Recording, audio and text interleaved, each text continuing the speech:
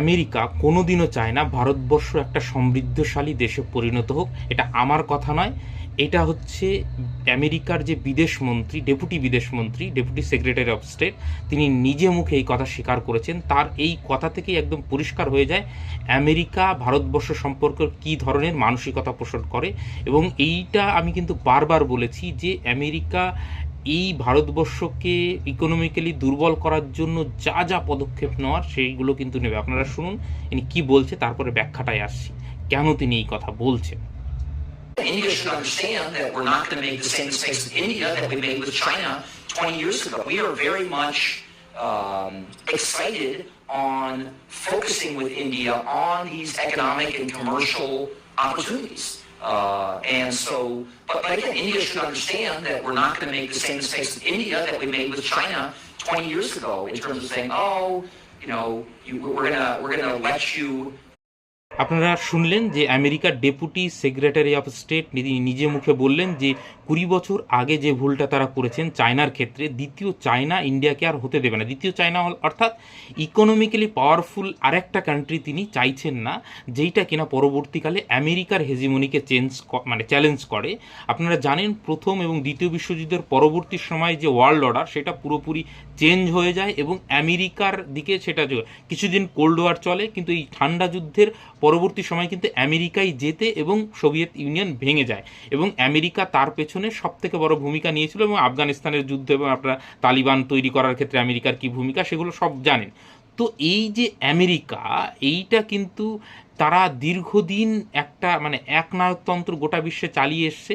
সেইটা যখন চায়নার মতন একটা শক্তি আবার রাইজ করছে এবং তাকে চ্যালেঞ্জ করছে, আবার ইন্ডিয়া আবার নতুন করে উঠে আসছে একটা শক্তি হিসাবে, কিন্তু চায়নার ক্ষেত্রে যেহেতু সেইখানে ডেমোক্রেসি নেই, ওয়ান পার্টি রুলিং সিস্টেম, তো সেইখানে কিন্তু তারা দাঁত ফোটাতে পারছে না। কিন্তু ভারতবর্ষে তো ডেমোক্রেসি।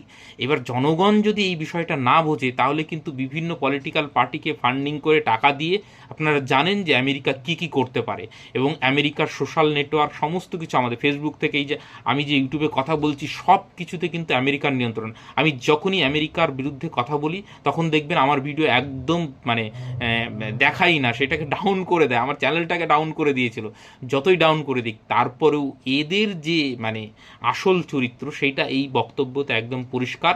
এবং ইতিপূর্বেও দেখেছেন যে আমি যখনই আমেরিকার বিরুদ্ধে কথা বলেছি তখন কিন্তু তাহলে কি এই যে নিয়ন্ত্রণটা, এই পাওয়ারটা কিন্তু তাদের হাতে আছে এবং কি ন্যারেটিভ চালাবে। বাংলাদেশের ক্ষেত্রেও দেখেছেন যখন এই গণ অভ্যুত্থানের জুলাই অভ্যুত্থান হয়েছিল তখন কিন্তু দেখবেন সব থেকে বড় ভূমিকা নিয়েছিল হচ্ছে ফেসবুক এবং ইউটিউব, কারণ তারা হাসিনার বিরুদ্ধে এমন ন্যারেটিভ এবং সেটাকে এত বেশি পুশ আপ করেছিল।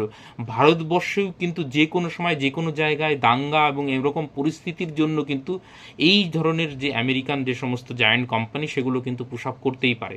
এবং আপনারা দেখবেন যে নেপালের ক্ষেত্রেও সেটা হয়েছে। ভারতবর্ষ অনেক বড় বিশাল দেশ এবং তার নিয়ন্ত্রণ ক্ষমতা অনেক বেশি, কিন্তু তারপরেও এই চ্যালেঞ্জ, এই সমস্যাটা কিন্তু ভারতবর্ষের সামনে থেকেই যায় এবং ভারতবর্ষকে তারা কোনোভাবেই গ্রো করতে দেবে না, যাতে এখন 5 ট্রিলিয়ন ইকোনমি রয়েছে সেইখানে অল্প বিস্তর একটু বাড়তে পারে, কিন্তু এইটাকে আমেরিকাকে চ্যালেঞ্জ করার মতন জায়গায় তারা যেতে দেবে না। সেই জন্য দেখবেন 50% ট্যারিফ লাগিয়ে রাখছে, বিভিন্ন রকমের স্যাংশন লাগানোর কথা বলছে, রাশিয়া থেকে তেল কিনতে দেবে না বলছে। এই যে বিভিন্ন বিষয়গুলো রেস্ট্রিক্টেড করে দিয়ে ভারতবর্ষের ইকোনমিক গ্রোথ এবং সেটা যেন কোনোভাবেই একটা পাওয়ারফুল কান্ট্রিতে পরিণত না হয় যেটা আমেরিকাকে চ্যালেঞ্জ করতে পারে, সেই জন্য তারা কিন্তু সব ধরনের ব্যবস্থা নেবে।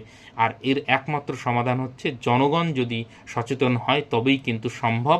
না হলে কিন্তু আমেরিকা ভারতবর্ষকে ডিএস্টাবিলাইজ করার জন্য যে কোনো ধরনের পদক্ষেপ তারা নেবে এবং তাতে যদি অনেক ভারতবাসীর প্রাণহানি হয় তাতেও তাদের কিচ্ছু যায় আসে না, কিন্তু তারা কিন্তু ভারতবর্ষকে যুদ্ধে জড়ানোর চেষ্টা করবে, ইকোনমিক্যালি তারা উইক করার চেষ্টা করবে, ইন্টারনালি যে সমস্ত ডিস্টারবেন্সগুলো, নর্থ ইস্ট ইনসার্জেন্সি, তারপরে মাওবাদী যে সমস্যা রয়েছে, তারপরে আমাদের কাশ্মীরে যে সমস্ত সমস্যা রয়েছে এগুলোকে আবার নতুন করে উস্কে দিয়ে, তারপরে খালিস্তানের যে সমস্ত ইস্যু রয়েছে সেগুলোকে ভেতর থেকে উস্কে দিয়ে ফান্ডিং করে বাইরে থেকে এইটাকে কিন্তু পুরোটা আবার তারা যতটা পারে তারা কিন্তু এই ভারতবর্ষকে একদম দাবিয়ে রাখার চেষ্টা করবে।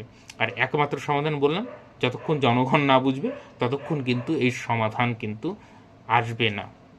ভালো থাকবেন, সুস্থ থাকবেন এবং অবশ্যই ভারতবাসী হিসাবে তার যে ভারতের যে ইন্টারেস্ট সেই বিষয়ে অবশ্যই সচেতন থাকবেন। Thank you.